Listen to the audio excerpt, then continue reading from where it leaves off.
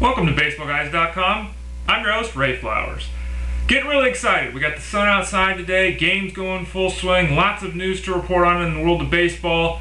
Just a few weeks away from opening day. Really looking forward to it. Getting ready also to go to the National Fantasy Baseball Championship in Las Vegas this weekend. I'll talk a bit more about that on Wednesday. Chance for people to win upwards of $100,000 playing fantasy baseball, so make sure you check in for that.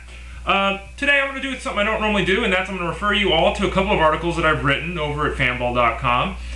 There are a couple of pieces called Taking Sides, where for first base, second base, and third base, I try to show which players might be going later in fantasy drafts than they should be, how you may be able to grab a guy with an ADP of around 250 or so who might actually perform as well as a guy with an ADP of 125. So I encourage everyone to go to fanball.com to take a look at that.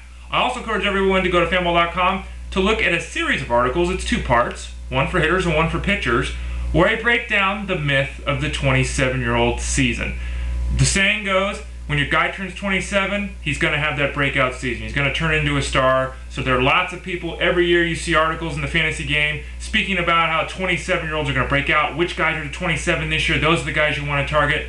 Well, according to the data that I surveyed, and again, it was a little bit of a cursory survey, in 2008 and 2009, 27-year-olds didn't break out at all. In fact, 31% of hitters, only 31% of the hitters I reviewed in the study broke out, and only 18% of the pitchers did. Very small percentage. Again, there's a lot more detail at fanball.com. Go to look at those pieces on the 27-year-old breakout season, but I'm inclined to think, after my cursory look at it, that it's a lot of hot air and not necessarily very true. Getting to the work on the field, going to go through some things here. Yovani Gallardo has a chance to be a top 20 starter in the fantasy game this year, maybe even top 15. Looked tremendous today for the Brewers. Worked 4 innings, had a new tempo going with the help of Rick Peterson. Kind of eliminated a few hitches in his delivery. Looked great. 4 shutout innings against the Indians. Very solid. Great start to what could be a special season for him. Brian Roberts had an epidural for his back.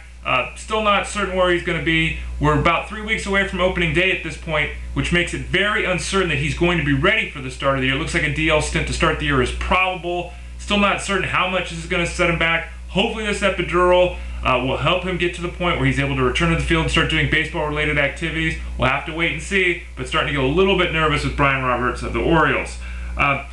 Kerry Wood, no stranger himself to the doctor's office. He's having more problems. Now, Wood is going undervalued in a lot of drafts this year. A lot of people looking at him as a bottom-tier second closer in mixed leagues. I think he's got the skill set to be a top 15 closer. The problem is, can he stay healthy long enough to do that? That's the big question. He recently had a setback with his back. Things were supposed to be looking on the up and up. He threw a little bit on Monday. Not so good. So they're going to now hold him back.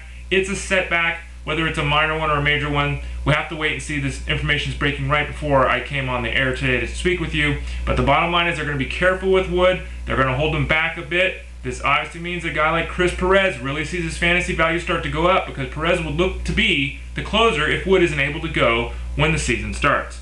Another player in the news is another closer, and that's Joe Nathan of the Twins.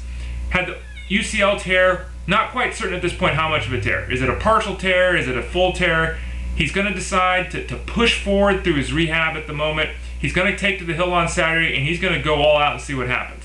Now, one of two things are going to happen. Number one, he's going to be fine. Number two, he's not going to be fine. He's going to shut it down. They're going to have Tommy John surgery. Expect number two to happen. When you've got an issue with your elbow, you don't go out and push yourself to see how hard you can throw. That's almost inviting a tear or a further tear in the ligament.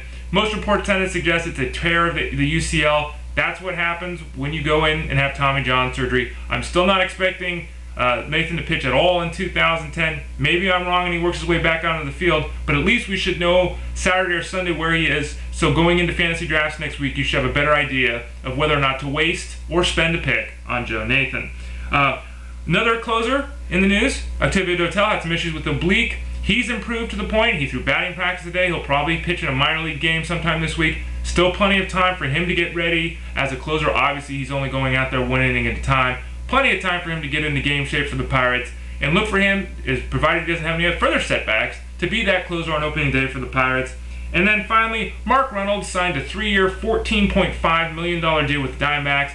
Buys out the final years of his arbitration eligibility. So it's a good deal for both sides. They get cost certainty there in Arizona, and they get a solid player at third base. Now, Reynolds isn't going to match what he did last season. He's not going to hit another 44 homers. He's not going to steal another 24 bases. He's probably not even going to hit 260. But Mark Reynolds is still going to be effective enough in all the 5x5 fantasy categories to be a value play this coming season. As long as you don't reach for him on draft day, he should still be one of the top 10 third basemen. I'm not willing to say he's going to improve at all. I'm not willing to say he's even going to repeat what he did last year, so don't go overboard. But Mark Reynolds will give you the homers, he'll give you the RBIs, he'll score the runs, and he should steal enough bases to be effective. But watch out for that batting average. We could have basically Adam Dunn here with a few extra stolen bases. Again, I'm Ray Flowers, baseballguys.com. Thanks for joining me, and I'll talk to y'all again on Wednesday.